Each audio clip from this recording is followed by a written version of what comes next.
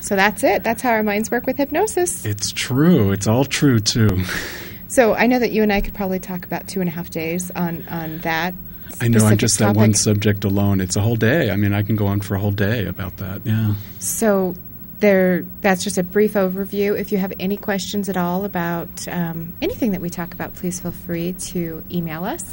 And I want to thank specifically one viewer, Glenda Odell, who asked a fascinating question about the collective consciousness and the thoughts of a group versus the thoughts of an individual and how that works. And we're going to be talking more about that on subsequent shows. So thank you, Glenda. Yeah, that was great. There was a couple of really good emails, but that was a really great question. Yes, I particularly like that. I love that. You guys are a bunch of broad-thinking individuals, so very cool. Good audience. Yes, good audience. So we said we were going to be talking about the indications or what you can actually use hypnotherapy for. And one of the big ones that I guess we see most advertising about would be weight loss. Weight loss. Yeah, losing weight. Losing weight. And there's been a lot of interesting information and studies that have been done about how you think about your body, your self-esteem, and what's actually going on. And you said just a few moments ago, Mitch, the subconscious mind is the body. And in that clip, we were talking about how the thoughts that you're holding have a direct impression on your body and how you feel. So I have this one article. It's actually from NPR.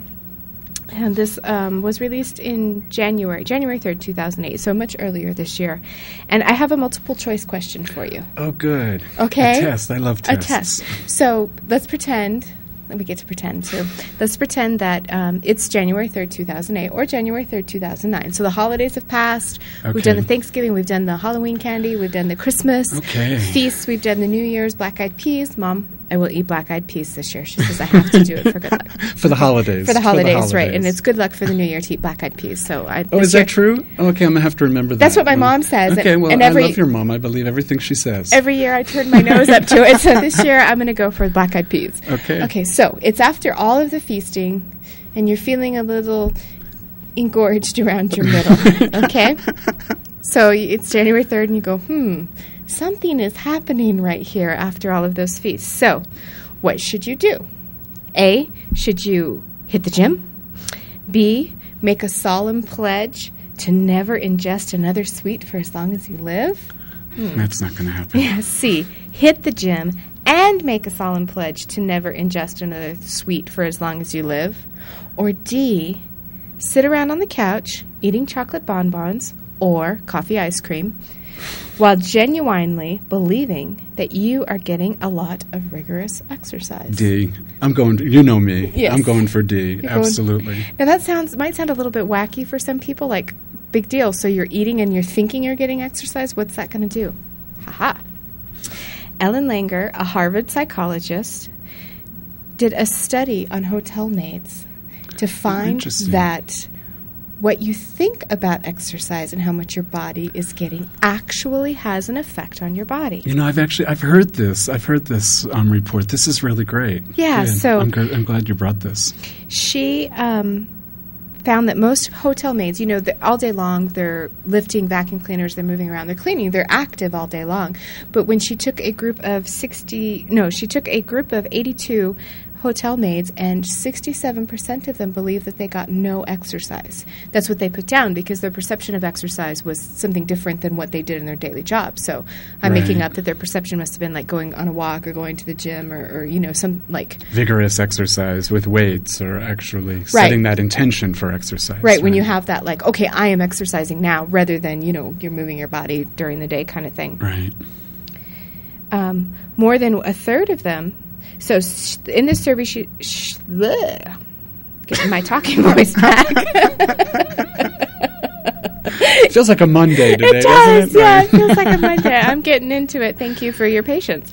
She did a survey and found that 67% of these maids reported that they didn't exercise, and more than one-third reported that they didn't get any exercise at all. So Langer said, based on what exercise is, they were exercising all day long. So she thought this perception seemed a little bit bizarre. She said what's even more bizarre was despite the fact that all of the women in her study far exceeded the U.S. Surgeon General's recommendation for daily exercise. So they were getting way more exercise than what's generally recommended. Just on their job. Just on their job. Right. The bodies of the women did not seem to benefit from their activity. Go figure. Yes. Are you going to tell us why? Yes, I'm going to tell you why. Langer and her team measured the maid's body fat, waist-to-hip ratio, blood pressure, weight, and body mass index. They found that all of these indicators matched the maid's perceived amount of exercise rather than their actual amount of exercise. So what their bodies were showing was what they thought about exercise, not what they were actually doing.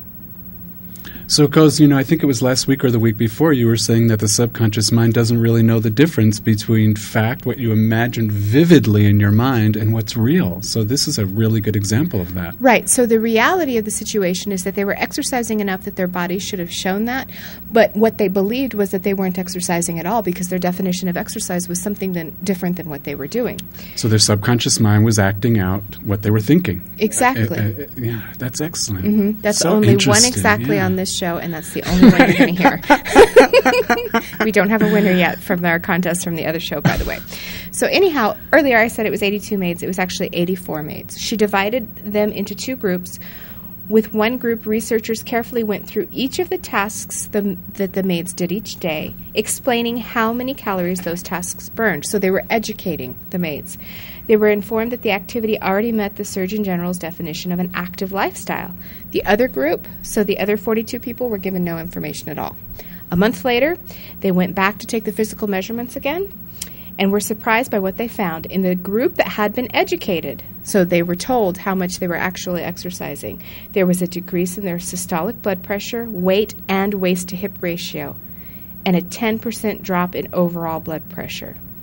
So, after they were educated, they did not change how much work they did. They did not change how much exercise they did. But once they had the knowledge and the idea, oh, I'm really exercising, that group that did, half of them that did, their bodies changed. Yeah, So it's interesting. The group that didn't have any of that, their bodies didn't change. So that goes back to perception. The subconscious mind goes, oh, we're exercising, and so the body matches what is vividly thought of. The group that didn't get educated, their bodies didn't change. And there's another study that I read. I know, I'm not doing that again. There's another study that I read. I think I read it last October in Women's Health. It was either last September 2007 or last October 2007, Women's Health magazine, where researchers took 3 groups of people, and they had the first group lift weights for 12 weeks, I believe 2 or 3 times a week. The second group did nothing. They didn't change their physical activity at all.